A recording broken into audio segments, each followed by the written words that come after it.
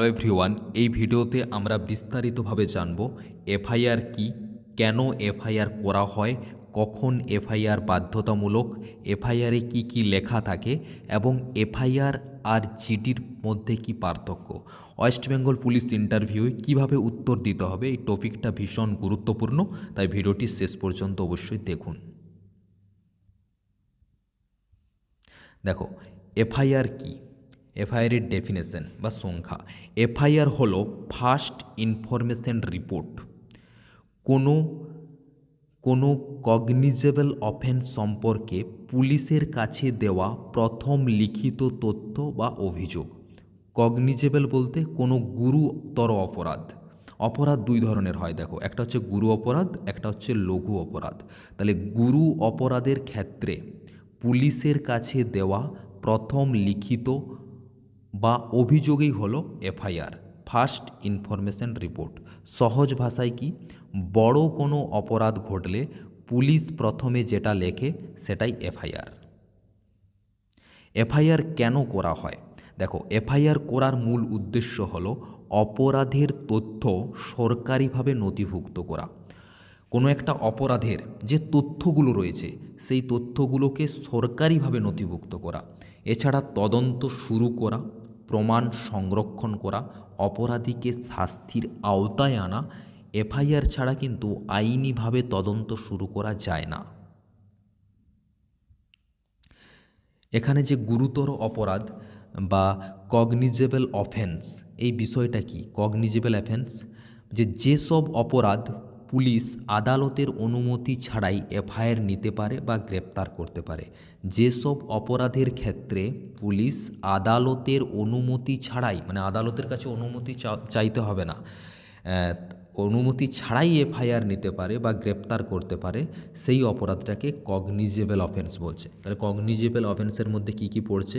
খুন, ডাকাতি, ধর্ষণ, অপহরণ, গুরুতর মারধর, এসব ক্ষেত্রে এফআইআর কিন্তু বাধ্যতামূলক। তাহলে এফআইআর কোন অপরাধের জন্য করা হয়? কগনিজেবল অফেন্স বা গুরুতর অপরাধের ক্ষেত্রে এফআইআর করা হয়। আর যেটা গুরুতর অপরাধ নয়, লঘু অপরাধ, ছোটোখাটো অপরাধ, ঠিক আছে, সেই অপরাধগুলোর জন্য কিন্তু জিডি বা জেনারেল ডায়েরি করা হয়, ঠিক আছে। এবারে দেখো, এফআইআরে কি কি লেখা থাকে। এফআইআরে লেখা থাকে থানার নাম, এফআইআর নম্বর, ঘটনার তারিখ ও সময়, ঘটনার স্থান, অভিযোগকারীর নাম ও ঠিকানা, ঘটনার সম্পূর্ণ বিবরণ, অভিযুক্তর নাম যদি জানা থাকে, সাক্ষীর নাম যদি থাকে এবং অভিযোগকারীর সই বা আঙুলের ছাপ। এ দেখো জিডি। এরপরে জিডি কি? জিডি হচ্ছে জেনারেল ডায়েরি। জিডি বা জেনারেল ডায়েরি হলো থানার একটি দৈনিক রেকর্ড খাতা, যেখানে থানায় আসা সব সাধারণ তথ্য, অভিযোগ ও ঘটনা ক্রম অনুযায়ী লেখা হয়। সহজ ভাষায় থানার ডায়েরি অ্যাক্টিভিটি বুকটাই হলো জিডি। জিডি বলতে দেখো, পুলিশ ডিপার্টমেন্টে সব জায়গায় জিডি আছে। জিডি বলতে বলে জিডি লেখা হয়। জিডি মানে কি? General diary. পুলিশ ডিউটিতে যাচ্ছে, তো সেন্ট্রি ডিউটিতে যাচ্ছে, সেখানে জিডি লিখতে হয়। সেন্ট্রি ডিউটি থাকাকালীন কে গেটে এন্ট্রি নিচ্ছে, তার নাম ঠিকানা জিডিতে লিখতে হয়। ওই থানাতে কেউ কোনো বক্তব্য রাখতে এসেছে, তো সেটাও একটা জিডি নাম্বার দিয়ে লিখতে হয়। এটাই হচ্ছে জেনারেল ডায়েরি। তো জেনারেল ডায়েরি কখন লেখা হয়? যে সমস্ত অফেন্স গুরুতর নয়, লঘু অপরাধ। লঘু অপরাধ বলতে দেখো কোনগুলো পড়ে। ধরো কেউ গালি দিয়েছে, ঠিক আছে, তো এটা গুরুতর অপরাধ নয়, এটা হচ্ছে লঘু অপরাধ। তো এই ক্ষেত্রে জেনারেল ডায়েরি করা হয়, ঠিক আছে।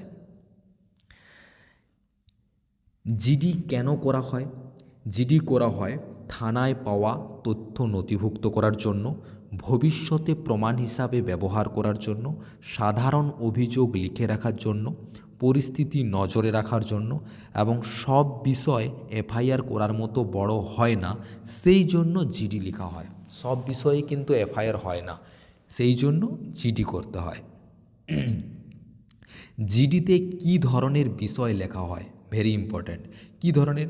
ধরো কোনো মোবাইল হারিয়ে গেছে তোমার, তোমার কোনো একটা মোবাইল হারিয়ে গেছে, তুমি গিয়ে যদি বলো যে স্যার আমি একটা এফআইআর করব, এটা হবে না, কারণ মোবাইল হারিয়ে গেছে, এটা তোমাকে জিডিতে করতে হবে।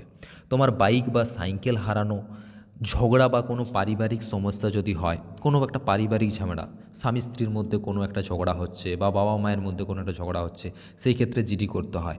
এবারে ঝগড়ার মধ্যে কিন্তু দেখো ছোটোখাটো গালিগালাজ দেওয়া ঝগড়া কিন্তু হলে জিডি হয়, কিন্তু যে সমস্ত ঝগড়াতে খুব বেশি আহত হয়ে যাবে, ঠিক আছে, মানে কোনো একটা চোট হলো তোমার, ভালো চোট, তোমার রক্ত ঝরছে, সেই ক্ষেত্রে কিন্তু মানে গুরু অপরাধ হয়ে গেছে, সেই ক্ষেত্রে কিন্তু এফআইআর হবে।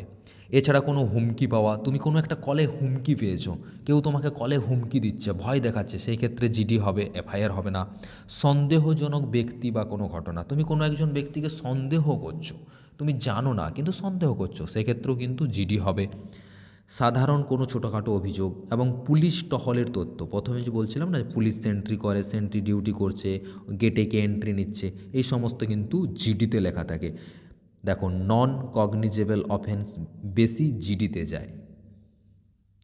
জিডিতে কি কি লেখা থাকে, জিডি নম্বর, জিডি কীভাবে লিখতে হয়, জিডি কীভাবে লিখতে হয়, কি কি লেখা থাকে বা কীভাবে লিখতে হয়।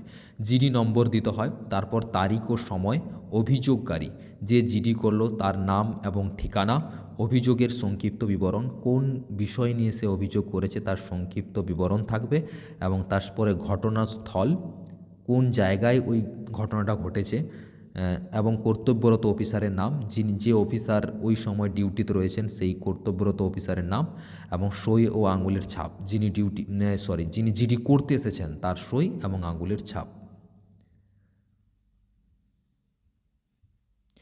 এটাই ছিল আমাদের জিডি এবং এফআইআরের মধ্যে পার্থক্য। GD general diary, FIR first information report. এই সম্পর্কে যদি কোনো কোশ্চেন করা হয়, আশা করা যায় তোমরা এর উত্তর ভালোভাবে দিতে পারবে। দেখা হবে নেক্সট কোনো পুলিশ ইন্টারভিউ গাইড ভিডিও নিয়ে।